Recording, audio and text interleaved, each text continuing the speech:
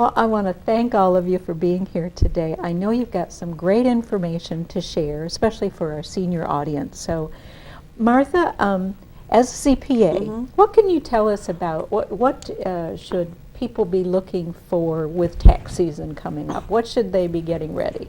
Give us some tips. Okay, well, I appreciate you asking that. And one thing that I always tell people is to make for sure that your tax preparer signs the back of your tax return as a paid preparer.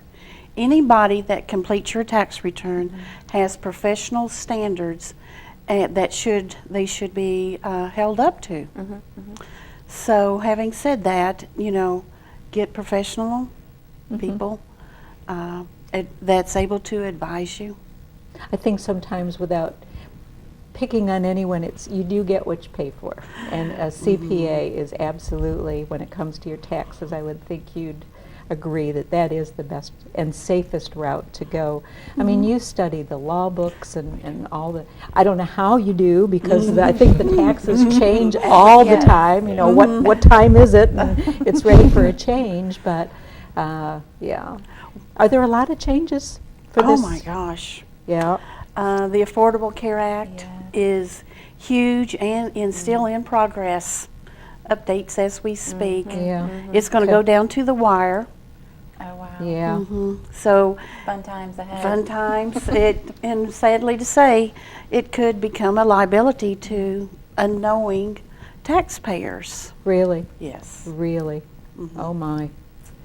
What else what are some suggestions you can give to especially our senior audience, or anyone, everybody that's working is paying taxes, so they'll have their taxes prepared in some way, shape, or form. So are there a lot of changes in regards to what you can declare, or let's say for donations? Is this a good time of year to make a donation? It is. It is.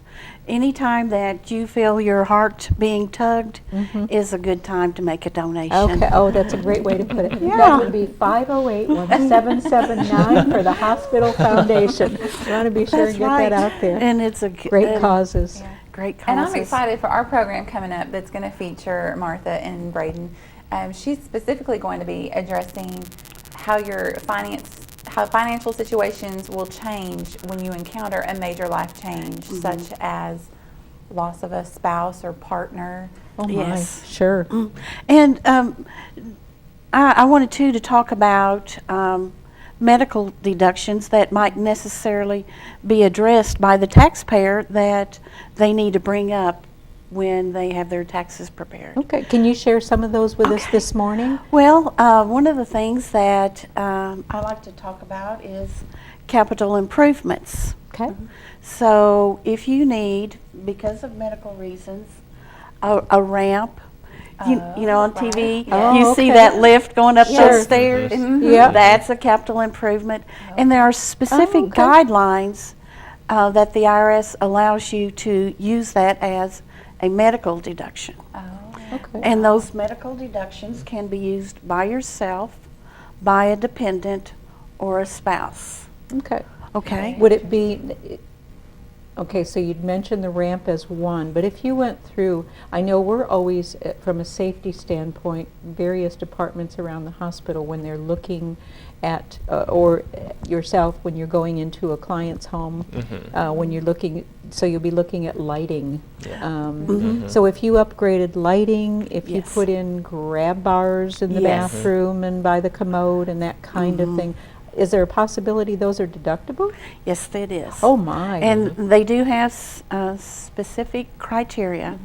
And one of the criteria is that it's a mathematical computation, but basically it says that if it adds value to the home, it may not be deductible. It depends on the level of expense. I don't know how you deal with those things, because I'm thinking adds value to the home, because the next person that buys your home, if they can use it, it's of course of value. Yes. But I mean, it's kind of a catch-22 on that one. A good example of that, you know, talking about the bars and the ramps and lighting and reconfiguring kitchen cabinets even Oh, is, yeah, to lower them so that you can access them without, gosh, climbing on ladders in your kitchen isn't a great idea? Yeah. Who knew, right? Who knew? but an increase of definitely would be like an elevator. That would be a capital improvement that would go beyond Mhm. just the rails. Yeah. And that would be, highly looked at. And, if you were required to have, say, for instance, a swimming pool, there are guidelines that you can Therapeutic, sure, therapeutic. probably make a lot of best friends now. Yeah, wow. Thinking, wow. But oftentimes, and I know, Braden, you can address this, that as seniors decline health-wise, one of the things that is most therapeutic oftentimes for a full exercise without pounding your bones would be something like swimming. Absolutely, and it's essential that seniors stay active through as many years as they can, just Yep. because that is going to really promote a lot of longevity and mental clarity, and swimming is just a very terrific way to do that. Yeah, yeah, very low impact on your body.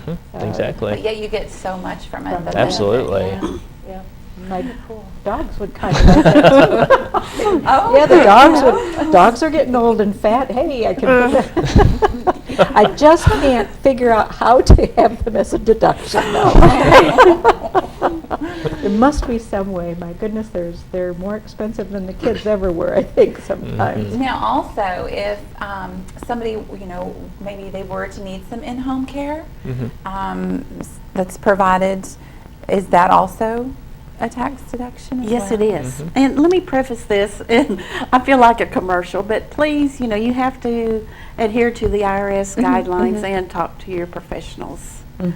But yes, it is. If nursing care, nursing assistance at your home, wages are even considered Oh. as a medical deduction. And Can you expand on that just a little bit? Thank you. Martha? It's even if it's not a nurse, but they are acting as a nurse, Like a a licensed caregiver, caregiver? yes, Okay. and performing those duties of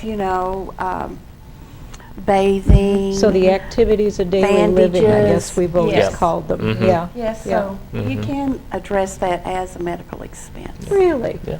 Okay. And now that's something that, I'm not aging as of yet, but I do have grandparents. And, We're all aging. I guess I would think, as a young person, I would think this does not pertain to me. I do not need to know. But it's very interesting to me because, I have grandparents, and like the greatest fear is they don't want to go into assisted living, and then they also don't want to burden their family. Yes. And so knowing what other options are available is very empowering and comforting. Absolutely. Well, that's why with the both of you coming to the Schliemann Center on November 20th, Thursday, November 20th, Yes. is absolutely crucial. And have you still got some space available? We do. We do have a few spots left. So if anybody would like to join us on Thursday, November the 20th, it will be from 10 a.m. to 11 a.m. Okay. That is at the Schliemann Center. It's free of charge. These gracious special guests are going to Thank be you both. That's entertaining. wonderful. Yes, You're free most of charge. So welcome. just give us a call to make your reservation, 508-2345. Great, great. Yeah, it's important for people to understand what all their options are, because as you say, I mean, and your grandparents, I'm sure, once again, caught between, they don't want to burden their family. We all want, we were all raised to be, I think, relatively Yes. independent and want to take care of ourselves and not be a burden. But sometimes we need other care. Absolutely. So I'm looking forward to the program because it's for those that are experiencing life changes or preparing for life changes. It's also for, Younger people with grandparents to think about, because like I said, it's just nice to know that if when that situation gets here, you're prepared, kind of like we talked about last time. Absolutely. Good to be Absolutely. prepared. Always be prepared on this. So that's 10 to 11 Yes. on Thursday, November November 20th. Mhm. And they can call 508-2345, and there's still room available. So There this is. is great. that And you if it's going to be cool, we'll have some coffee and cocoa to keep everybody warm. If And, it's going to be cool, I think that's a real good possibility. and Martha has some tricks up her sleeve too, I heard. So I do. we'll have a special treat. So Well, I wanted to talk more about, can you address the nursing care? Yeah. Are you seeing more and more people staying home and then having someone come in to help with some of the tasks they no longer can do? Yeah, absolutely. The continuum of care here in the United States has evolved to such a degree that there is pretty much just like a whole, continuum of care. There are so many options for people. No longer is it just like either you're at home or a nursing home. Like there's just kind of anything in between. And we find that a national survey said that 90% of people want to age at home. They want to grow old in the place that they've grown to love and they've raised their kids in. So, and oftentimes we find that it's just a little bit of help is needed to keep them at home. It's like with personal care, or even with things like pet grooming or cleaning the house. Sure, Absolutely. sure, yeah. And so we find that even just like a little bit of help, like that it can keep them at home if they really want to stay home. Sometimes more intensive care is needed, and that's where the rest of the continuum of care comes in. And thank goodness that we have such a well-established continuum of care here in the Twin Lakes area. And we're going to address that as soon as we come back from a break. Don't go away. We'll be right back with you.